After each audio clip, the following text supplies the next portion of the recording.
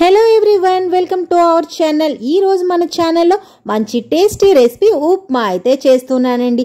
ఏంటి ఉప్మానే టేస్టీయా అంటారు? మరి ఉప్మా కూడా టేస్టీగా పొడి పొడిగా చేసుకుంటే కదా అండి తినడానికి బాగుంటుంది. మరి స్కిప్ చేయకుండా వీడియో అయితే చూసేయండి.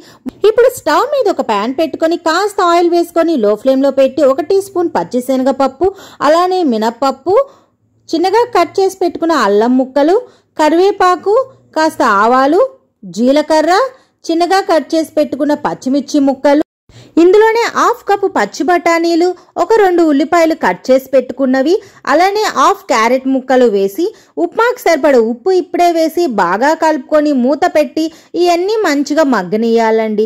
ఇవన్నీ మంచిగా మగ్గినాక ఇందులోనే కాస్త కొత్తిమీర వేసి 1 నిమిషం వరకు చక్కగా వేగనియాలండి.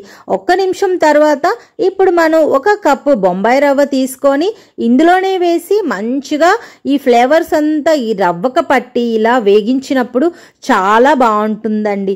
ఈసారి మీరు కంపల్సరిగా ట్రై చేయండి.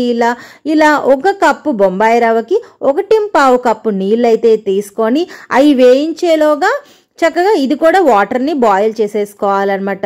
చూసారా, రవ్వ మొత్తం వేగిపోయింది కదా, ఆల్రెడీ వాటర్ కూడా బాయిల్ అయిపోయింది. ఈ వాటర్ బాయిల్ అయింది మొత్తం వేసేసి చక్కగా కలుపుకొని మూత పెట్టి లో ఫ్లేమ్లో ఒక 5 మినిట్స్ కుక్ చేస్తే చాలండి.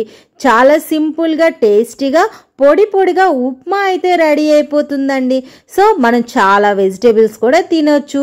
మీ ఇలానే చాలా మంచిగా సింపుల్గా టేస్టీగా ఎవరైనా చేసుకోవచ్చండి. ఈజీగా ఉంటుంది. వీడియో నచ్చితే కనుక ఒక లైక్ చేయండి, షేర్ చేయండి, సబ్స్క్రైబ్ చేయండి, కామెంట్ చేయండి, అలానే ఎంకరేజ్ చేయండి. Thank you so much.